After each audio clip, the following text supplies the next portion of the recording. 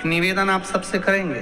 दुख है ना थोड़ा सा अगर आपके जीवन में, शिव जी को आप जल चढ़ाना चालू कर दीजिए। शंकर भगवान को आप जल चढ़ाना प्रारंभ कर दो। अगर दुख है ना जीवन में, शिव जी को जल चढ़ाना प्रारंभ कर दो। और एक निवेदन और करेंगे, अगर दुख समाप्त ही नहीं हो रहा है, कोई बीमारी एक पूरी होती है, दूसरी लग जाती है, दूसरी बीमारी पूरी होती है, तीसरी लग जाती है, तीसरी बीमारी पूरी होती है, चौथी लग जाती है, कुछ प्रॉब्लम चली रही है, तो एक जल के पात्र में जल लीजिए, कलश लोटा पानी का भर लीजिए और पात्र में चावल के 2 दाने डाल लीजिए, अक्षत के 2 दाने डालिए। घर में से लेकर जाओ, थोड़ा सा जल बेलपत्री के वृक्ष के नीचे डाल दीजिए, थोड़ा सा जल पीपल के वृक्ष के नीचे डाल दीजिए और थोड़ा सा जल या तो आंवले का पेड़ मिल जाए या शमी का वृक्ष मिल जाए, शमी का वृक्ष मिले या आंवले का वृक्ष मिले, उसके नीचे डाल दीजिए। 3 जगह पर अगर कोई बीमारी ऐसी हो गई कि वो समाप्त नहीं हो रही, बड़ी बड़ी तकलीफ, मतलब एक बार दवाई अगर चालू हो गई तो दवाई बंद ही नहीं हो रही है, तो उसके लिए आपको 3 जगह पर जल चढ़ाना प्रारंभ कर दो। मात्र 1 हफ्ते से ज्यादा चढ़ाना भी नहीं पड़ेगा। जैसे 1 हफ्ते आप टेबलेट लेते हो, गोली लेते हो, 1 हफ्ते चढ़ाना प्रारंभ कर दो। सबसे पहले बेलपत्री के पेड़ के नीचे क्या करना है, जल का पात्र लेना है, उसमें 2 दाने चावल के डालना, 2 दाने अक्षत के डालिए।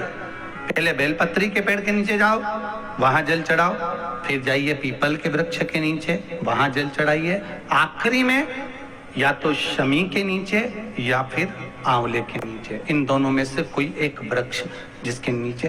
पर 1 हफ्ते अगर आपने आंवले में चढ़ाया है तो आंवले में ही चढ़ाना, शमी में चढ़ाया है तो शमी में चढ़ाना है। ये बदल के मत चढ़ाना कि आज मैं शमी में चढ़ा देती हूँ, कल आंवले में चढ़ा दूंगी, ऐसा नहीं। श्रीफल देखा होगा, नारियल में पीछे की ओर जहां से जटा होती है और पकड़ के जहां से फोड़ते नारियल को, उस जटा के पास में 3 छिद्र होते। शंकर भगवान को पूर्णता में देने वाला और शंकर भगवान के द्वारा संकट हरने वाला एक फल, वो कहलाता श्रीफल।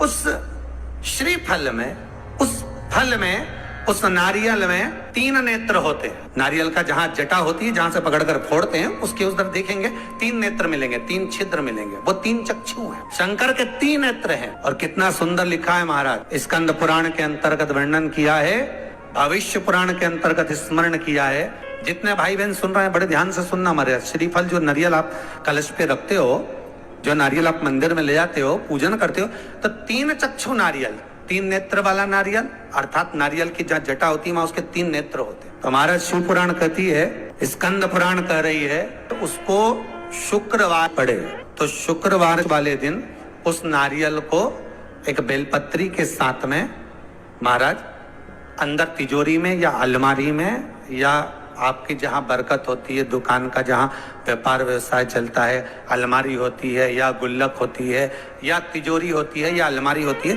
उसमें उसको रख दिया जाता है। और रखने के बाद में दूसरा दिन और शनिवार के दिन उसको निकाल लो, और निकालने के बाद उसको पूरे घर में घुमाने के बाद में श्री गणेश जी के मंदिर में, जो भी तुम्हारे घर में, तुम्हारे गांव में, तुम्हारे नगर में जो गणेश जी का मंदिर हो, उस मंदिर में ले जाकर उसको रखी आई। वहां से मात्र 1 दुर्बा लेकर आई, गणेश जी महाराज की चढ़ी हुई केवल 1 दुर्बा, और उस दुर्बा को दरवाजे की देहली पर छुलाकर उस दुर्बा को अपनी अलमारी में, अपनी तिजोरी में उसी दिन रख दो जिस दिन लेकर आयो महाराज।